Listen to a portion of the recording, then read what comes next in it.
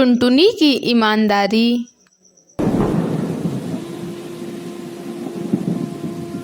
टुनटुनी एक अंधी चिड़िया थी। वह सड़कों पर भीख मांगकर गुजारा करती थी।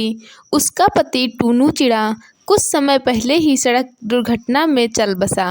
अब टुनटुनी चिड़िया अपने दोनों बच्चों के साथ शहर में बिल्कुल अकेली हो गई थी।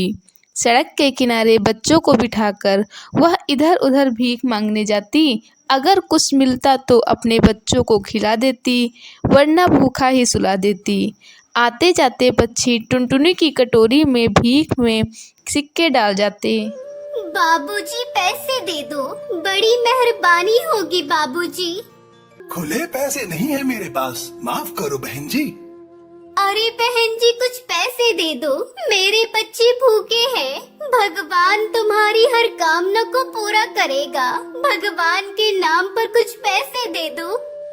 तुम लोगों से कमाया नहीं जाता, बच्चों को पाला नहीं जाता तो बच्चे पैदा क्यों करते हो? ये ले 1 रुपया, मेरे पास पैसे और नहीं है।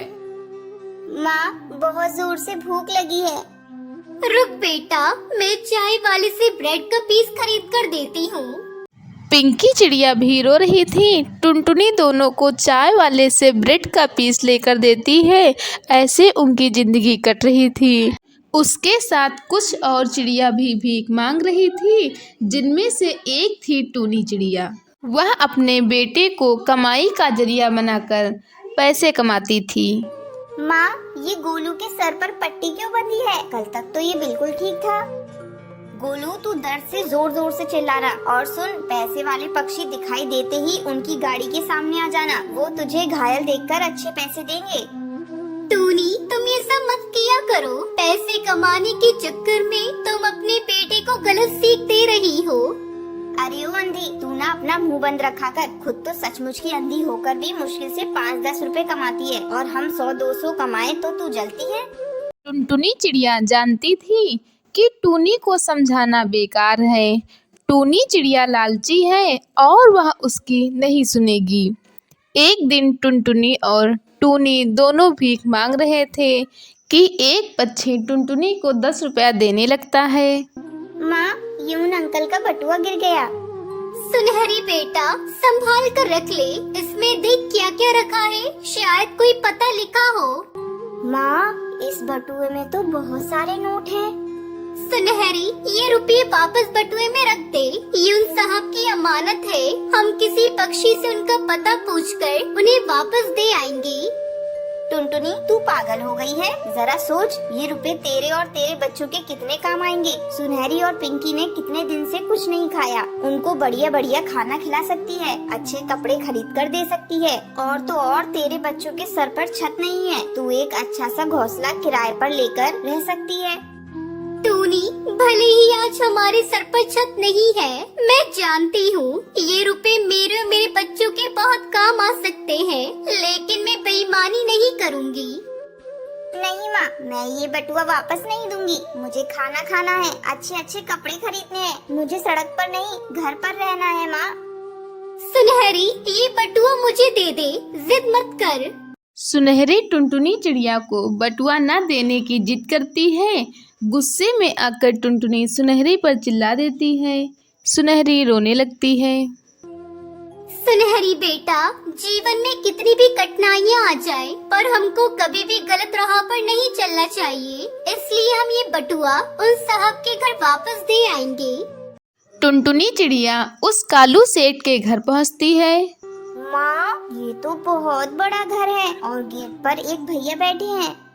ए बेकारन, कहाँ चली आ रही है? किससे मिलना है? भैया मुझे इस घर के मालिक से मिलना है, मुझे उनसे बहुत जरूरी काम है। अगर तुझे कोई भीख चाहिए तो वो आज के दिन तो नहीं देते। उसके लिए तुझे मंदिर जाना होगा। साहब हर सोमवार को मंदिर में ही भिखारियों को दान करते हैं। नहीं भैया, मुझे उनसे कोई और काम है, मुझे उन्हें कुछ देना है। तेरे पास ऐसा क्या है जो तू हमारे साहब को देगी? चल हट आगे से, अंधी कहीं की। साहब की गाड़ी निकलने वाली है, हट जा। जैसे ही कालू सेठ की गाड़ी निकलने वाली होती है, टुनटुनी चिड़िया उस गाड़ी से टकरा जाती है। अरे अभी गाड़ी के नीचे आ जाती, सामने से हटो। कौन हो तुम? अरे साहब कोई नहीं, ये एक अंधी भिखारन है जो बहुत देर से आपसे मिलने के लिए कह रही थी। बोल रही है आपको कुछ देना है। तुम्हें मुझसे क्या काम है, बताओ। सुनहरी बेटा, ये साहब का बटुआ दे दो। आपका बटुआ कल सड़क पर गिर गया था जब आप मुझे भीख दे रहे थे। कालू सेठ अपना बटुआ खोलकर देखता है, उसमें पूरे रुपए थे, एक भी रुपया कम नहीं था। कालू सेठ टुनटुनी की ईमानदारी देखकर हैरान रह जाता है और उसकी बहुत तारीफ करता है और अपने घर के अंदर बुलाता है। आज के जमाने में तुम्हारे जैसे ईमानदार बहुत कम मिलते हैं। तुम आंखों से देख नहीं सकती हो, इन रुपयों से तुम बहुत कुछ कर सकती थी, पर फिर भी तुम ये बटुआ वापस करने आई। ये देखकर हम सचमुच बहुत हैरान हैं। सेठ जी, मुझे ऊपर जाकर भगवान को जवाब देना है। अगर आज मैं रुपयों से अपने बच्चों का पेट पालती तो मेरे बच्चे भी वही सीखते और कल कुछ गलत काम भी कर सकते थे। मैं नहीं चाहती थी कि मेरे बच्चे ऐसे बने। कालू सेठ उसकी बातों को सुनकर बहुत खुश होता है और उससे कहता है, तुम अब से अपने बच्चों की बिल्कुल चिंता मत करो। मैं तुम्हारी आंखों को ठीक कराऊंगा, तुम्हारे बच्चों को अच्छे स्कूल में दाखिला भी करा दूंगा और तुम्हें रहने के लिए एक घोंसले का इंतजाम भी कर दूंगा। टुनटुनी चिड़िया ये सुनकर बहुत खुश हो जाती है और उसकी अपनी ईमानदारी का फल मिल जाता है।